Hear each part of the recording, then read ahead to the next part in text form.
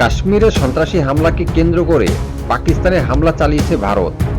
দেশটির সশস্ত্র বাহিনীর পরিচালিত এই হামলার নাম দিয়েছে অপারেশন সিঁদুর।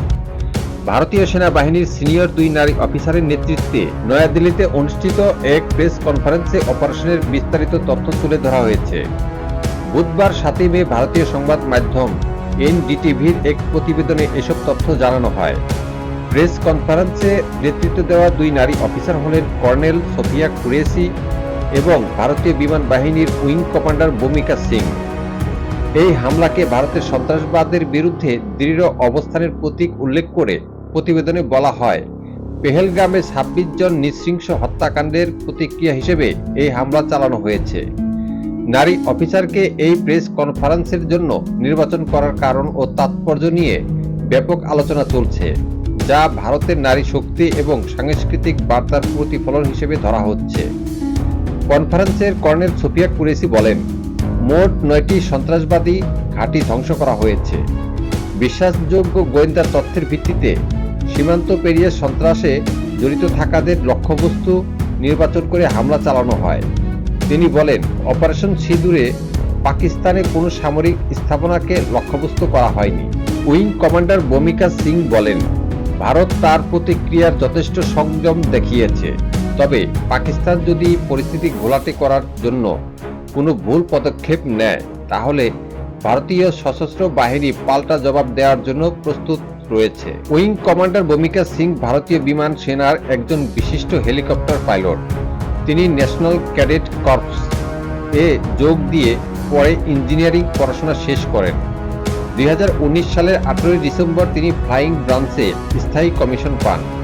ভূমিকা সিং চেতক ও চিতা হেলিকপ্টারে ভারতের কঠিন অঞ্চল যেমন জম্মু ও কাশ্মীর এবং উত্তর পূর্বে উড্ডয়ন সম্পন্ন করেন। ইতিমধ্যে তিনি বহু উদ্ধার অভিযানে অংশ নিয়েছেন। কর্নেল সোফিয়া কুরেশি ভারতীয় সেনাবাহিনীর সিগন্যাল কোরের একজন সম্মানিত অফিসার। প্রথম নারী অফিসার হিসেবে একটি সুবিশাল সামরিক মহড়ায় ভারতীয় সেনা দলের নেতৃত্ব দিয়েছেন তিনি, যা ভারতের মাটিতে আয়োজিত বৃহত্তম বিদেশি সামরিক মহড়াগুলোর একটি। পেহেলগামে হামলায় স্বামী হারানো নারীদের সম্মানে এই হামলার নাম দেওয়া হয়েছে অপারেশন সিঁদুর। এছাড়া 2 নারী অফিসারকে ব্রিফিংয়ের নেতৃত্বে রাখার সিদ্ধান্ত একটি শক্তিশালী পদক্ষেপ হিসেবে বেশ প্রশংসিত হয়েছে বলে প্রতিবেদনে উল্লেখ করা হয়। ভারত মোট 9টি স্থানে 24টি ক্ষেপণাস্ত্র হামলা চালিয়েছে।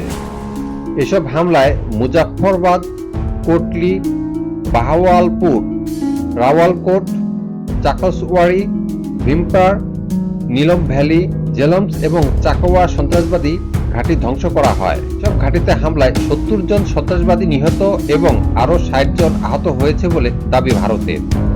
ভারতের রাষ্ট্রীয় সূত্র অনুযায়ী এই হামলা শুধু সামরিক প্রতিক্রিয়া নয়, এটি ছিল কৌশলগত সংকল্পের একটি স্পষ্ট বার্তা।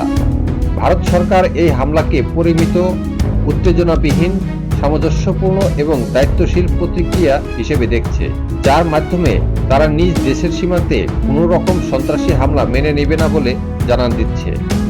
ভারতের হামলার জবাবে পাকিস্তান এলওসি জুড়ে এলোমেলো ও নির্বিচারে গুলি ও গোলা বর্ষণ শুরু করে।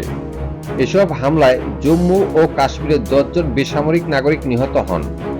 নিহতদের মধ্যে একজন 12 বছর বয়সী মেয়ে এবং একজন 10 বছর বয়সী ছেলে রয়েছে বলে জানিয়েছে ভারতীয় গণমাধ্যম।